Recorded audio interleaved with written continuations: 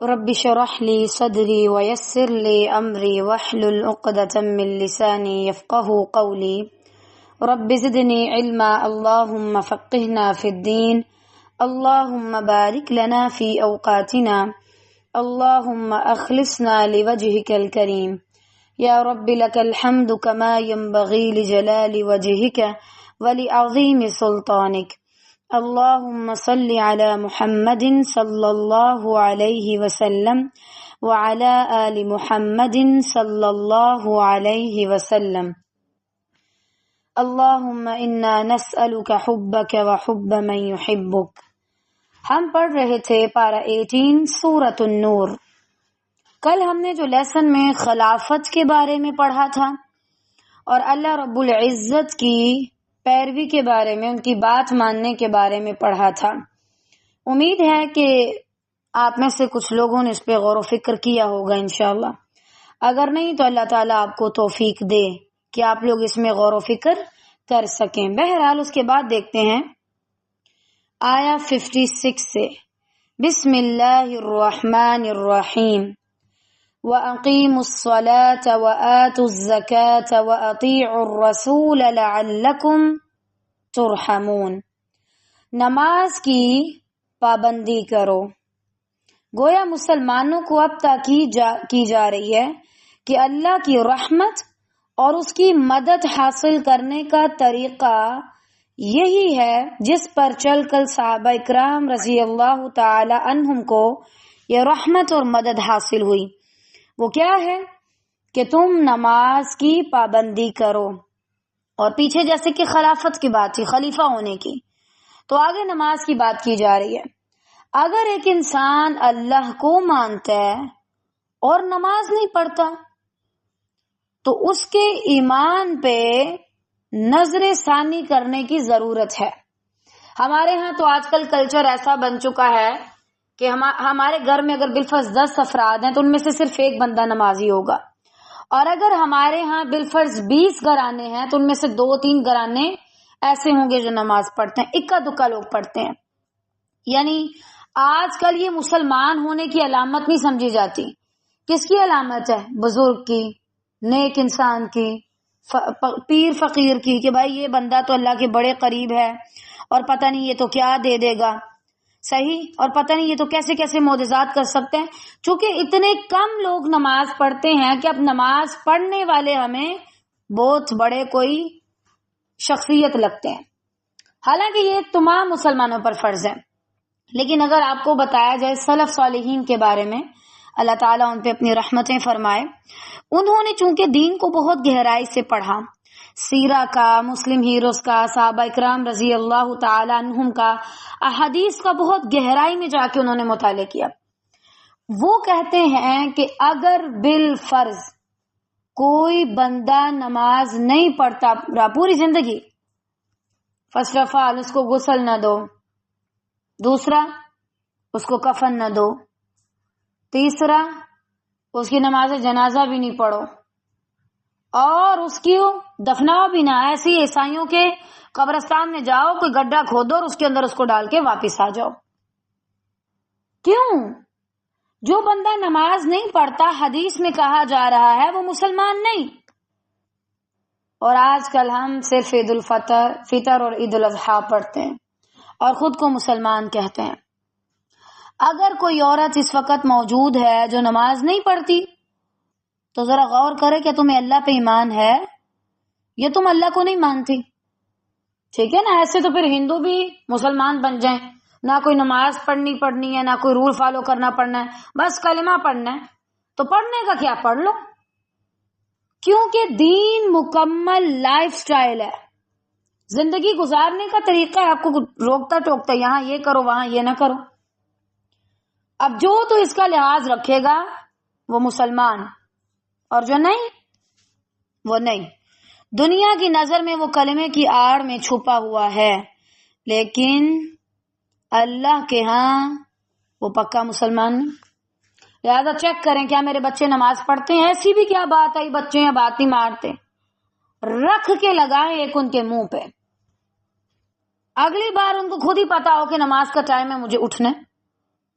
آپ ان کو کپڑے لے کے دیتے ہیں, آپ ان کی ضروریات کا خیال رکھتے ہیں. آپ کیسے ماں باپ ہیں کہ نماز کے بارے میں آپ کا بچوں پہ کنٹرول نہیں ہے, اور آپ کہہ رہے ہیں بچے مانتے نہیں ہیں.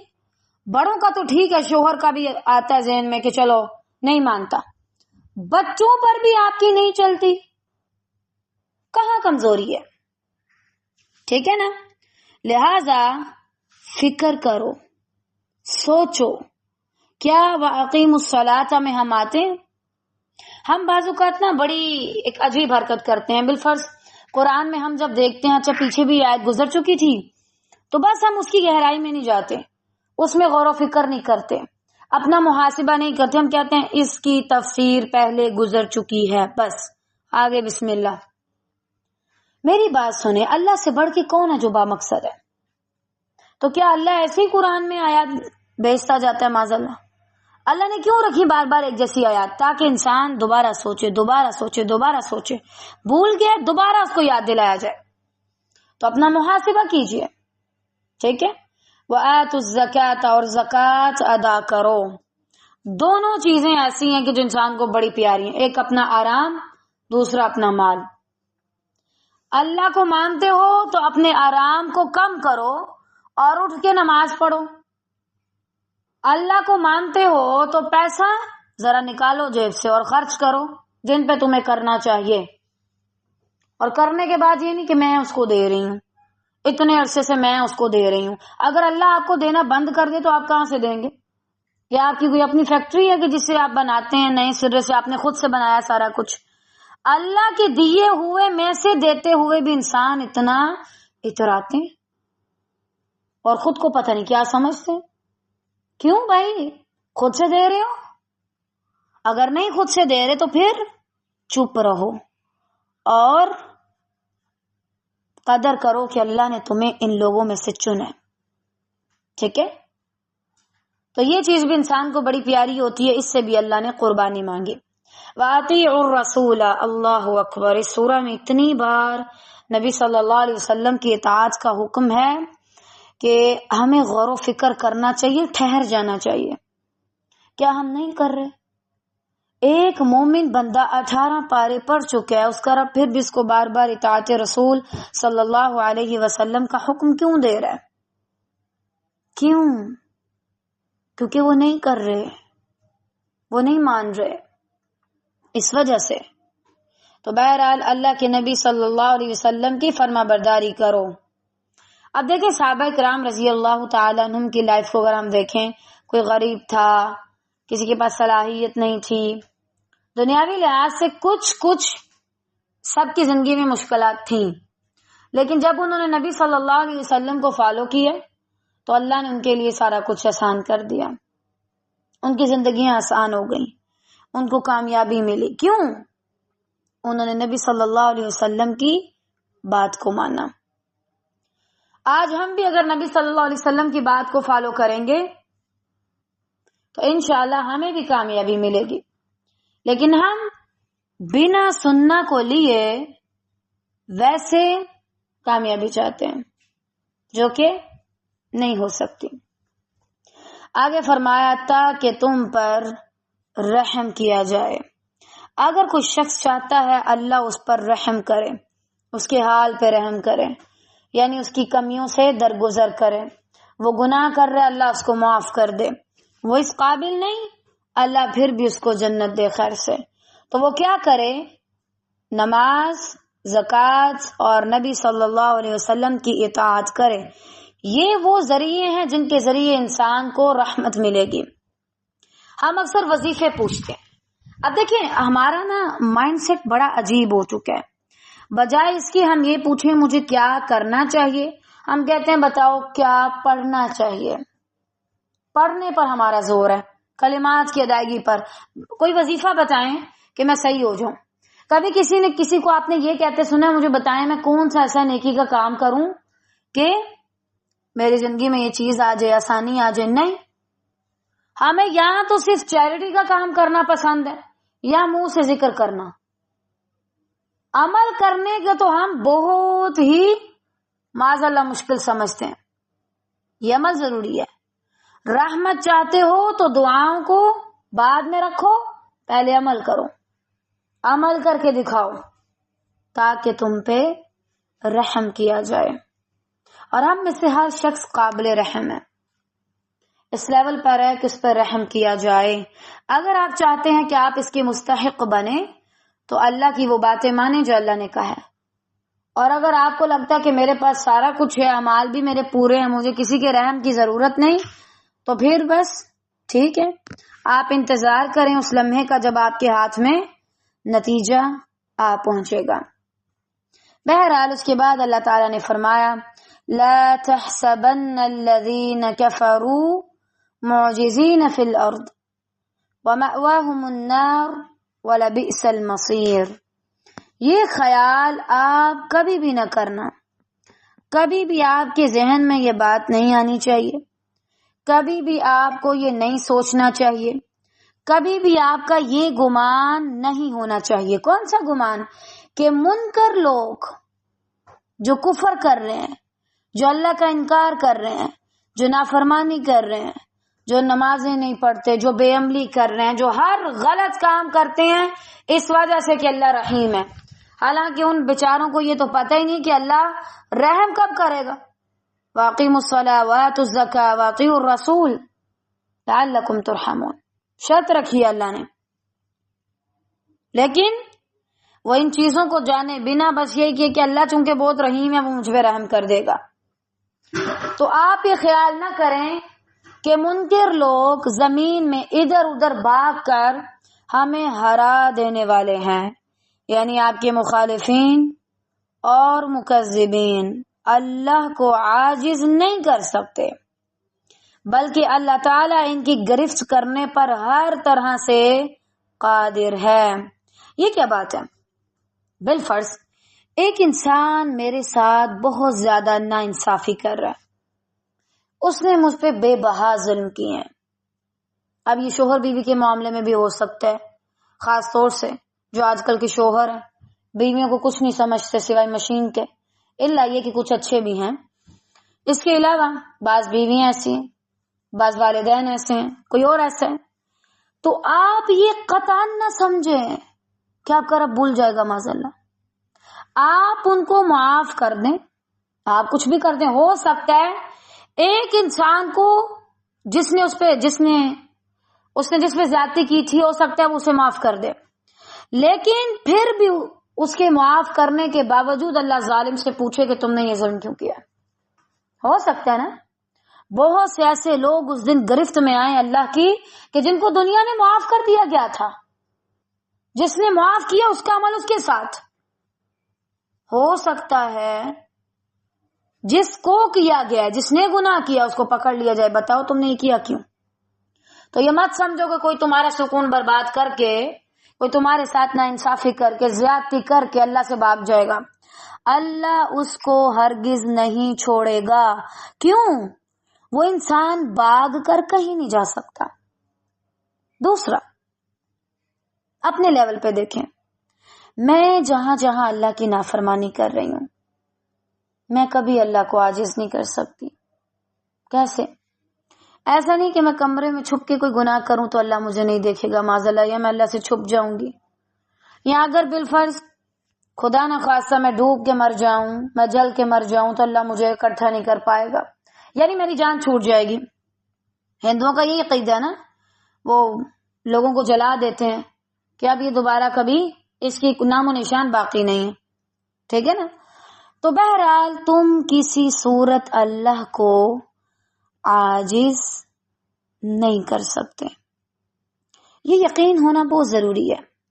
جس انسان کو یہ پتا ہونا کہ اگر میں نے کوئی بھی ایسی ویسی حرکت کی تو میں اللہ سے بچ نہیں پاؤں گی، وہ انسان کبھی غلط کام نہیں کرے گا، وہ کبھی نمازیں نہیں چھوڑے گا، وہ کبھی زکوٰۃ نہیں چھوڑے گا، وہ ہمیشہ نبی صلی اللہ علیہ وسلم کی بات مانے گا.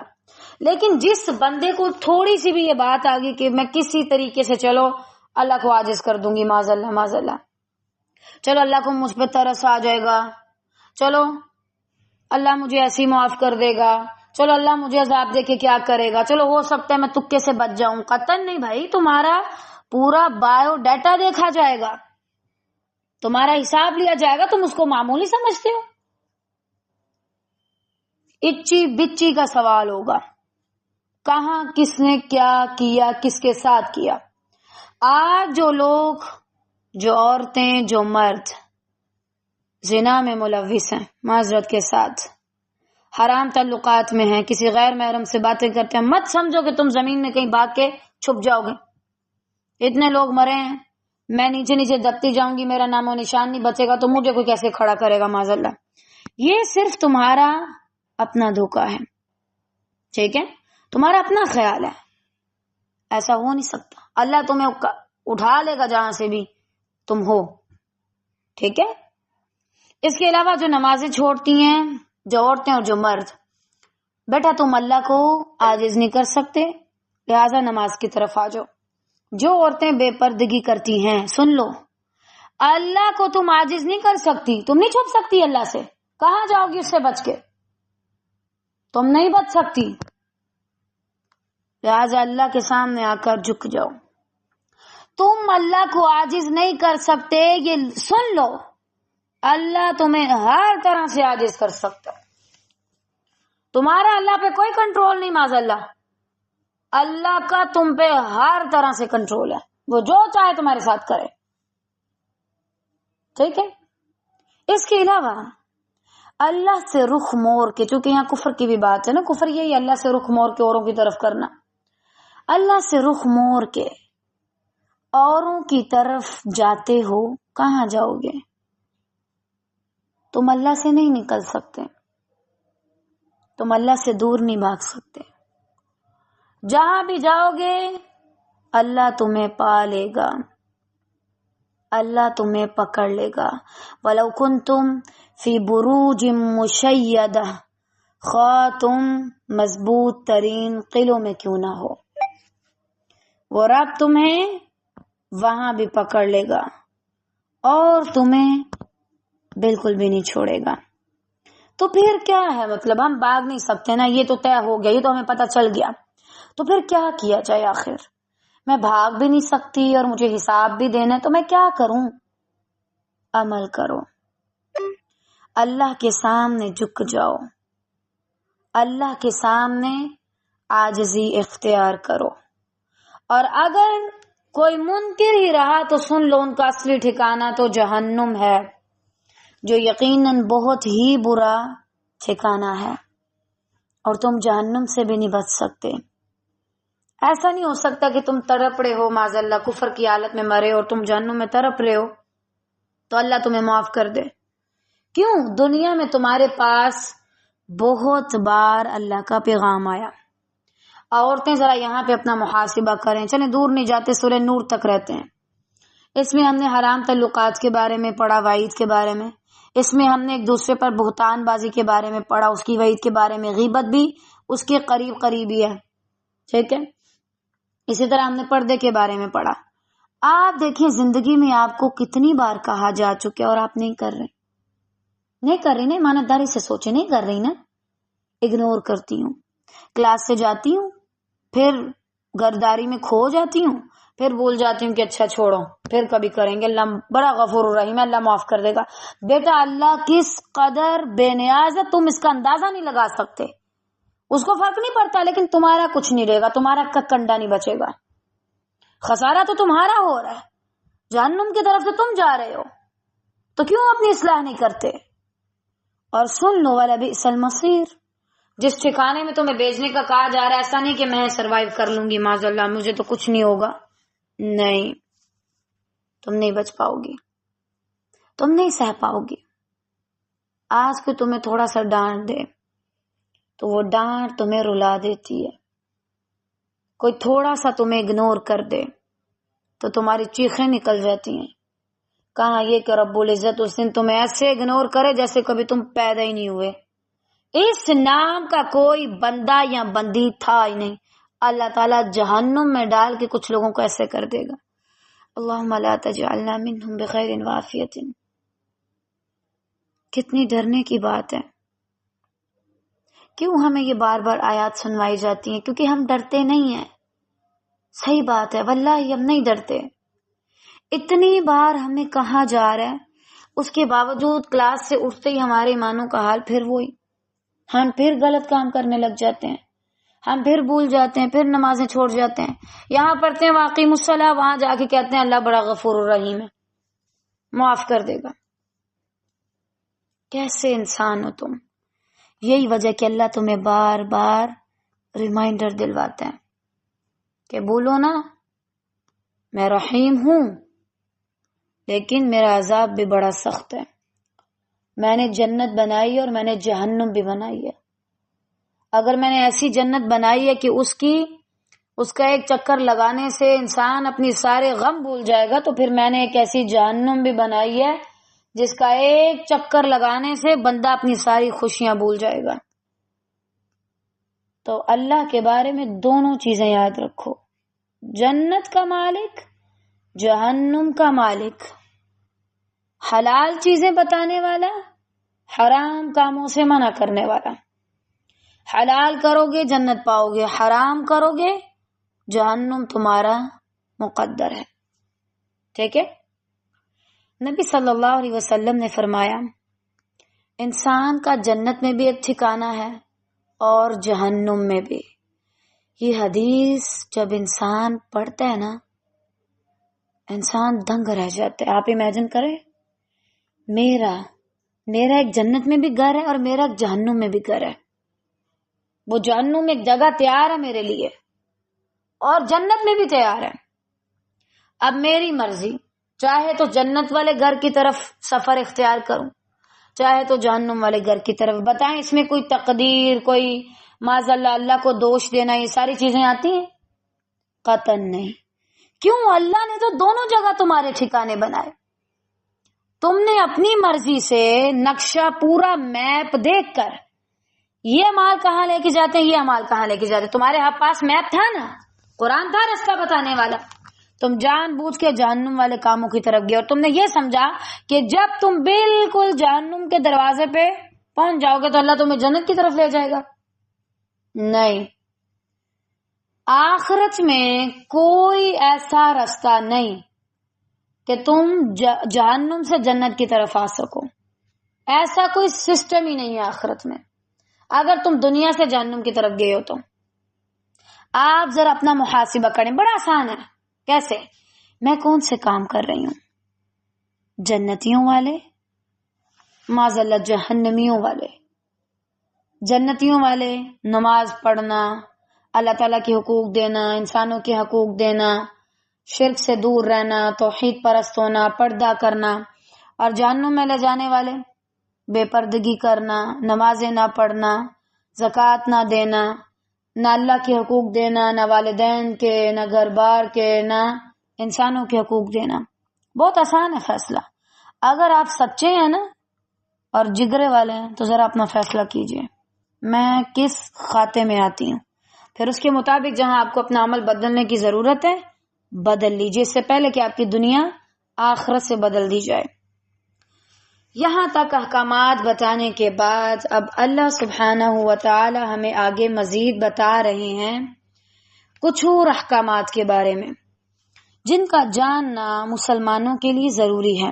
اب دیکھیں، اللہ تعالیٰ احکامات دیتے ہیں پھر اپنے عذاب سے ڈراتے ہیں، عذاب سے ڈراتے ہیں پھر اپنی جنت کی خوشخبری سناتے ہیں، پھر اللہ تعالیٰ احکامات بتاتے ہیں، احکامات بتاتے ہیں، پھر اس کے بعد دوبارہ سے اللہ تعالیٰ خوشی والی آیات اور غمی والی آیات لے کے آتے ہیں، یعنی جنت اور جہنم کی آیات۔ اب آگے اللہ تعالیٰ حکم دے رہے ہیں، جو اللہ سے ڈر چکا ہوگا، جس کو پتا ہے کہ میں اللہ کی نافرمانی کر کے کہیں نہیں بھاگ سکتی، نہ شوہر کے ساتھ نہ گھر بار کے ساتھ، تو انشاءاللہ وہ عورت عمل کرے گی۔ کیا ہے؟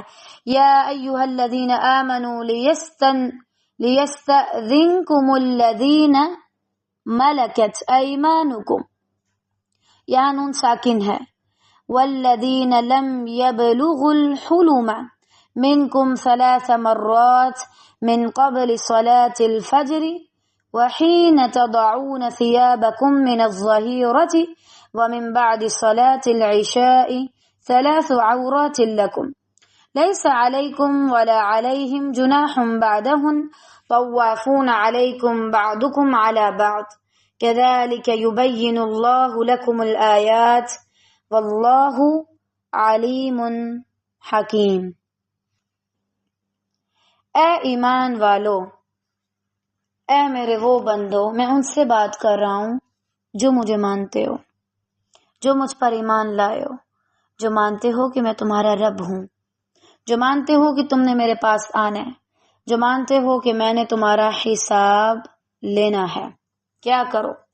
تم سے تمہاری ملکیت کے غلاموں کو اور انہیں بھی جو تم سے بلوغت کو نہیں پہنچے ہوں، اپنے آنے کی 3 وقتوں میں اجازت حاصل کرنی ضروری ہے۔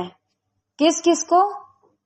ایک وہ جو تمہارے غلام ہیں، تمہارے انڈر رہ کے کام کرتے ہیں، اور دوسرا جو بھی بچے ہیں، بلوغت کی عمر کو نہیں پہنچے۔ اب یہاں پر دیکھیں، عورت کا لفظ استعمال کیا جا رہا ہے نا، آگے عورات لکم، تو عورت کے معنی ہی پردہ کے ہیں۔ بہرحال ابھی یہاں دیکھیے 3 ایسے اوقات ہیں کہ جن میں اجازت حاصل کرنی پڑے گی بچوں کو اور غلاموں کو۔ کیوں؟ کیونکہ زیادہ تر یہی آتے ہیں نا والدین کے پاس اور اپنے مالکوں کے پاس، ٹھیک ہے؟ باہر سے تو کوئی نہیں آتا نا اتنا زیادہ، تقریباً یہ لوگ ہیں جو انسان کے ساتھ اس کے گھر میں رہتے ہیں اکثر، ہمیشہ، اس لیے ان کا نام تاکید کے طور پہ لیا جا رہا ہے۔ پہلا وقت نماز فجر سے پہلے اپنے روم میں کوئی کیسے سویا ہے، ٹھیک ہے، کس نے کیسا لباس پہنا ہے، یہ کوئی نہیں جانتا۔ ہاں، انسان کو اچھا لباس پہننا چاہیے تاکہ اگر اسے خدا نہ خواستہ کوئی ایمرجنسی ہے تو اتنا اس کے پاس انتظام ہو کہ وہ اپنے آپ کو کور کر سکے، دوسروں کے سامنے عریاں نہ ہو۔ تو کیونکہ یہ ایک ایسا وقت ہے جس میں انسان بہت ریلیکس ہوتا ہے اور اپنی مرضی سے سویا ہوتا ہے، اور ہو سکتا ہے کسی نے اچھا لباس پہنا ہے لیکن عورت ہے تو دوپٹہ اس کا ادھر ادھر ہوا ہے، یا وہ ایسی حالت میں لیتی ہے کہ کسی اور کو نہیں دیکھنا چاہیے، یا ایون کہ ہسبینڈ وائف کا روم ہے، تو پھر کیا ہے، اجازت لے کے تب اندر آؤ، چاہے تمہیں نماز کے لیے اٹھانا ہے۔ آپ کے لڑکے اگر بلوغت کی بڑے ہو جاتے ہیں، ایون کہ آپ کی بیٹیاں بھی، اگر آپ ان کے روم میں جاتے ہیں آپ نوک کریں، اجازت لے کے جائیں، کیونکہ یہ ایسے اوقات ہیں انسان بڑا ایزی بیٹھا ہوتا ہے، لیٹا ہوتا ہے، بھائی اب مجھے کوئی نہیں دیکھ رہا، میں ایزیلی جیسے چاہوں ویسے رہ سکتی ہوں، تو ایک دم سے جانا، خاص طور سے ماؤں کا بیٹوں کے روم میں اور والد کا بیٹیوں کی روم میں۔ ہو سکتا ہے آپ کی بیٹی دوپٹہ اتار کے سوتی ہے، تو بہتر ہے کہ ان اوقات میں اجازت لی جائے، اور خاص طور سے غلام اور جو بھی بلوغت کو نہیں پہنچے، ہو سکتا ہے وہ تمہیں کسی ایسی کنڈیشن میں دیکھ لیں جو ابھی ان کے لیے نہیں ہے، ان کو نہیں یہ بھی دیکھنی چاہیے، ابھی اس کو سمجھ نہیں سکتے، ٹھیک ہے نا؟ بچہ تو بچہ ہے، اس کو کیا سمجھ کیا صحیح کیا غلط، وہ ایسے ہی تم سے بدگمان ہوگا، یا کوئی غلط چیز دیکھے گا تو وہ بھی جا کے کرنا شروع ہو جائے گا غلط کام۔ اس وجہ سے کہا کہ اس ٹائم میں آتے وقت اجازت لو، ٹھیک ہے؟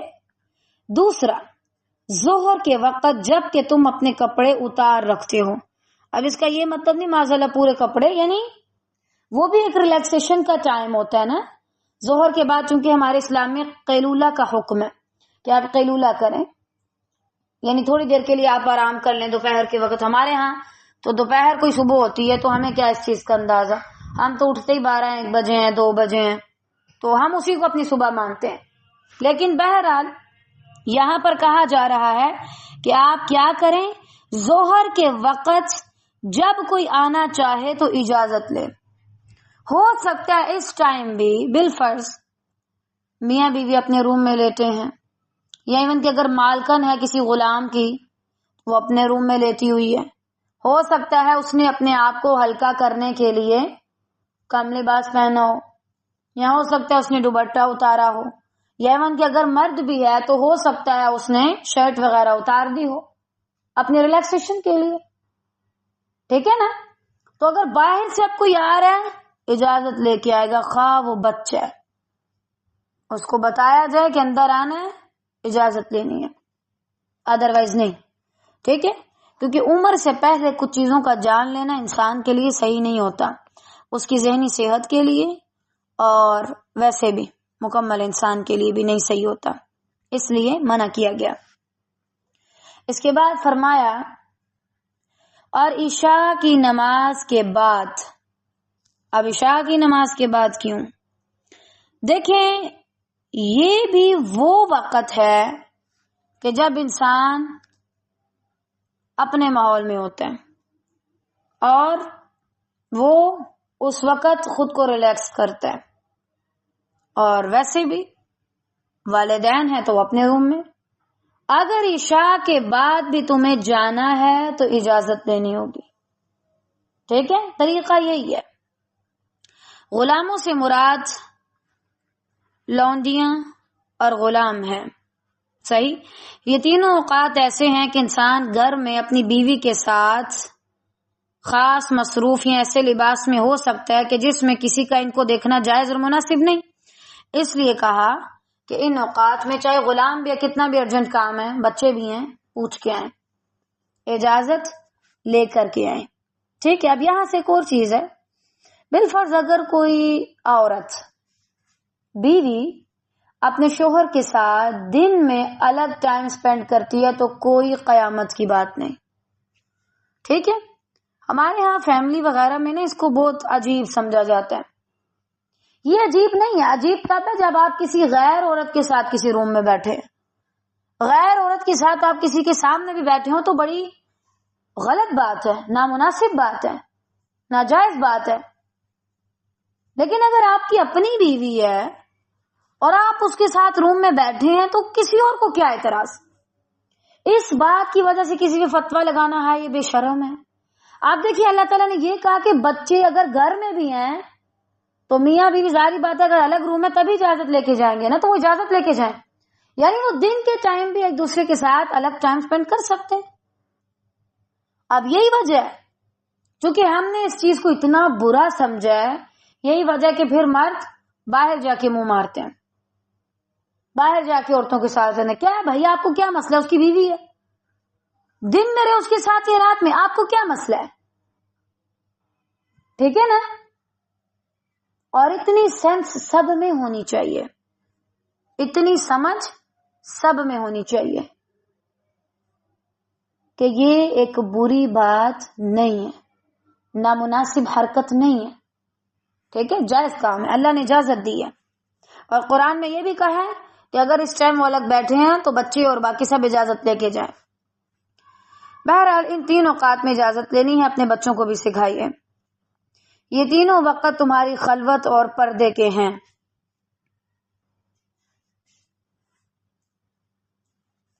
یعنی ان میں وہی بات جو میں نے پہلے کہی کہ تمہارے اپنے پرسنل اوقات ہیں دن میں بھی. اس میں لہٰذا اگر کسی اور کو آنا ہے تو اجازت لے کے آئے. کوئی مہمان آ رہا ہے تو ایسے نہیں کہ ایک دم سے غصہ آئے، ایک دم سے آ جائیں اور سرپرائز دینا شروع کر دیں، غلط ہے. آپ کو آنا ہے آپ بتا کے آئیں، اگلے کا ٹائم دیکھیں، کیا آپ کے پاس ان دنوں ٹائم ہے، ہم آ سکتے ہیں. اور اس سے مزید محبت بھی بڑھتی ہے، چاہت بھی بڑھتی ہے، بجائے اس کی کہ آپ جا کے ایک دم سے چھاپا ماریں اور بس ان بیچاروں کا بھی جینا حرام کر دیں. ان وقتوں کے سوا نہ تو تم پر کوئی گناہ ہے نہ ان پر، یعنی ان اوقات کے علاوہ باقی لوگوں کو اجازت ہے کہ وہ گھر میں آ جا سکتے ہیں، اجازت لے کے ہی آئیں گے. لیکن اگر بالفرض ظاہری بات ہے اب یہ نہیں خالی روم ہے تو اس کے اندر آ کے اجازت لے رہے ہیں، کوئی بھی نہیں ہے گھر میں اور اپنا گھر ہے تو آ کے اجازت لے رہے ہیں، نہیں کوئی اندر سے بولے گا تو پھر میں جاؤں گی، ضرورت نہیں ہے. ان اوقات کے علاوہ اگر کوئی آنا چاہے تو آ سکتے ہیں. اب ایک اور بات ہے اس میں، اگر بالفرض آپ کے گھر کی روٹین ایسی ہے کہ آپ ان تین اوقات کے علاوہ دن میں کسی اور ٹائم اپنا ٹائم ساتھ گزارتے ہیں تو پھر آپ اس ٹائم میں بولیں گے اپنے بچوں کو کہ وہ اجازت لے کے آئیں. ٹھیک ہے، خاص طور سے ان تین اوقات میں تو لازمن اور ان کے علاوہ بھی. اور دیکھیں ان میں جو غیر شادی شدہ ہیں ان کے لیے بھی سہولت ہے. کیا وہ آرام کر رہے ہوتے ہیں تو کوئی بھی ہمیں آ کے شروع نہ ہو جائے بس باتیں کرنا یا جی مجھے ٹائم دو، ٹھیک ہے نا. اور اسی طرح فجر سے پہلے اور عشاء کے بعد ان کی بھی ایک اپنی لائف ہے، پھر ان کے لیے بھی آسانی ہوگی کہ پوچھ کے آؤ، ٹھیک ہے نا، تاکہ ان کے لیے بھی آسانی ہو، ان کے آرام کا ٹائم ہو سکتا ہے کہ بندہ صرف رات کے ٹائم ہی فارغ ہوتا ہے کہ وہ آرام کر سکے، سو سکے. تو اگر ہر کوئی آنا شروع ہو جائے تو پھر بندہ کس سے بات کرے، ٹھیک ہے، مشکل ہوتی ہے. اس کے بعد فرمایا تم سب آپس میں ایک دوسرے کے پاس بکثرت آنے جانے والے ہو. یہ وہی وجہ ہے جو حدیث میں آئی تھی. اب یہاں پر کہا جا رہا ہے کہ بالفرض خادم اور مالک ان کو بھی آپس میں ہر وقت ایک دوسرے سے ملنے کی ضرورت پیش آتی رہتی ہے. یعنی اگر مالک ہے اور خادم ہے، اگر بچے ہیں اور ماں باپ ہیں، تو آپس میں ان کو ملنے کی ضرورت تو ملتی رہے گی. ایک دوسرے کے پاس بکثرت آنے والے ہیں، کوئی کام کرنا ہے پوچھنا ہے، کہیں جانا ہے پوچھنا ہے، کوئی چیز بنانی ہے پوچھنا ہے، کوئی چیز لے کے جانی ہے پوچھنا ہے. اور اسی طرح بچوں کا بھی ہے. تو پھر ایک دوسرے کا خیال رکھنا چاہیے. اور خاص طور سے دیکھیں اگر یہ ٹائم فکس ہے تو اب یہ نہیں کہ بندہ ہر وقت یا تو اپنے شوہر کے ساتھ رہے یا ہر وقت کسی ایک خاص انسان کے ساتھ رہے. باقیوں کا بھی حق ہے بچوں کو ٹائم دینا، ایون کہ آپ کے غلاموں تک کو بھی آپ کا ٹائم چاہیے ہو سکتا ہے، آپ کے دوستوں کو، کسی اور کو. ایک دوسرے کے پاس بکثرت آنے جانے والے ہو تو ایک دوسرے کے لیے ٹائم رکھو مناسب سا. یہ نہیں کہ ہر وقت بس تم کسی ایک کے ساتھ ہی رہو، ان کے لیے بھی ہونا چاہیے کیونکہ ان کو بھی تمہاری ضرورت ہے. اللہ اس طرح کھول کھول کر اپنے احکامات تم سے بیان فرما رہا ہے. اللہ تعالی پورے علم اور کامل حکمت والا ہے. یعنی اللہ تعالی علیم ہے اور حکیم ہے. اب دیکھیں بعض اوقات ہم یہ آیات پڑھتے ہوں گے نا، ہمیں تھوڑی سی جھجک آتی ہوگی، اور یہ ایسے مسائل ہیں کہ شاید ایک بیٹی کو اپنے والدین کے سامنے، حتیٰ کہ اپنی والدہ کے سامنے، امی کے ساتھ تو ہم سب بہت زیادہ فرینڈلی بیہیو کرتے ہیں نا، بڑے ہم ایزی ہوتے ہیں اپنی امی جی کے ساتھ، اللہ رحم فرمائے سب کی ماؤں پہ خیر سے. تو لیکن پھر بھی اللہ تعالیٰ نے یہ احکامات بیان کی. کیوں؟ اگر اللہ نہ کہتا اور کوئی میاں بیوی یا گھر والے یا کوئی بھی انسان خود کہتا تو لوگ زیادہ برا مانتے. لوگ کہتے یار تم یہ کیا کام ہے، تم کیوں ایسے کہہ رہی ہو، یہ تو غلط چیز ہے، تمہیں ایسے نہیں کرنا چاہیے. اللہ تعالیٰ نے بات ہی ختم کی، خود ہی بتا دیا کھول کھول کے. اگر اللہ نہ بتاتا تو ہمارے والدین بھی ہمیں نہیں بتا سکتے، کیونکہ جھجک ہوتی ہے ان کی ہمارے درمیان. حالانکہ اس لحاظ سے نہیں ہونی چاہیے، جو حق بات ہے وہ حق بات ہے، بتانی چاہیے، ٹھیک ہے نا. اور یہ اللہ کا احسان ہے کہ اس نے تم پر یہ چیزیں کھول کھول کر واضح کر دی. دوسرا، اللہ پورے علم اور کامل حکمت والا ہے. اللہ وہ باتیں جانتا ہے جو تم نہیں جانتے. یعنی اللہ انسان کی وہ ضرورتیں جانتا ہے جو شاید ہم بھی ایک دوسرے کی نہیں جانتے. ایک انسان کو ضرورت ہوتی ہے دن میں می ٹائم کی، اپنے الگ وقت کی، خود کو ٹائم دینے کی، آرام کرنے کی. اللہ جانتا ہے، ہم نہیں جانتے، ٹھیک ہے نا. ہمیں لگتا ہے صرف میں ہی ایسی ہوں، صرف میرے ساتھ یہ بات، باقی کسی کے پاس نہیں ہے، باقی کسی کے ساتھ نہیں ہے. تو یہ اللہ تعالیٰ چونکہ کامل علم والا ہے، اس لیے اللہ تعالیٰ نے یہ رولز بنائے.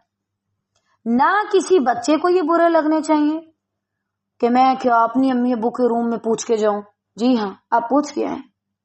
اور نہ ہی کسی والدین کو برے لگنے چاہیے کہ اچھا یہ کیا کہا جا رہا ہے. اللہ سبحانہ و تعالی زیادہ جانتا ہے، تم نہیں جانتے. قرآن میں ایک اور جگہ پر اللہ تعالیٰ نے کیا فرمایا؟ واللہ یعلم وانتم لا تعلمون. اللہ جانتا ہے اور تم نہیں جانتے. اور دوسرا، حکیم کا لفظ استعمال کیا، حکمت والا. اللہ کے پاس علم بھی ہے، اس لیے اللہ نے بڑی حکمت کے ساتھ وہ باتیں ہم تک پہنچا دیں جو ہم ایک دوسرے کے بارے میں نہیں جانتے، ہم ایک دوسرے کو ویسے نہیں سمجھ سکتے. چونکہ اللہ ہمیں جانتا، اللہ ہمیں سمجھتا ہے، اس لیے اللہ تعالیٰ نے بڑی حکمت کے ساتھ ہم تک وہ باتیں پہنچا دی، ہمیں ان چیزوں کے بارے میں آگاہی دے دی۔ یہ حکمت ہی تو ہے کہ اگر ڈائریکٹ ماں باپ خود کہتے برا لگ جاتا، کوئی اور کہتا برا لگ جاتا، تو اللہ تعالیٰ نے خود ہی کہہ دیا، ٹھیک ہے۔ اور دیکھیے کوئی بھی ہے نا چیز وہ ایک حد میں اچھی لگتی ہے، کسی کے گھر زیادہ آنا جانا، ہر وقت کسی کے ساتھ لگے رہنا، یہ مناسب چیزیں نہیں، بے مقصد انسان یہ کرتا ہے۔ با مقصد انسان کے پاس کچھ ہی ٹائم ہوتا ہے کہ وہ دوسروں کے ساتھ گزار سکے، وہ اتنا ویلا نہیں ہوتا کہ وہ ہر وقت یہ کام کر لے۔ تو اس میں بھی اللہ کی بڑی حکمتیں ہیں۔ اگر اللہ یہ حکمت نہ کرتا تو کیا ہوتا؟ بہت سے لوگ ہمارے سامنے ویسے نہ رہ پاتے، ٹھیک ہے، بہت سے لوگ ایسی حالتوں میں سامنے آتے کہ جو کوئی بھی پسند نہیں کرتا۔ جیسے ایک بار ایک صحابی نے کہا نا کہ اللہ کے نبی صلی اللہ علیہ وسلم، میں اپنے گھر میں جاتے وقت کیوں نوک کروں، کیوں اجازت لے کے جاؤں؟ آپ سے فرمایا کیا تم یہ پسند کرتے ہو کہ تم اپنی ماں کو ننگا دیکھو، معاذ اللہ عریاں دیکھو؟ تو ہم میں سے کوئی بھی یہ نہیں چاہتا نا، اس لیے اللہ تعالیٰ نے ہمارے لیے یہ رولز رکھ دیے۔ الحمدللہ کافی ہے یہیں تک، باقی انشاءاللہ ہم کل پڑھیں گے۔ بارک اللہ فیکم۔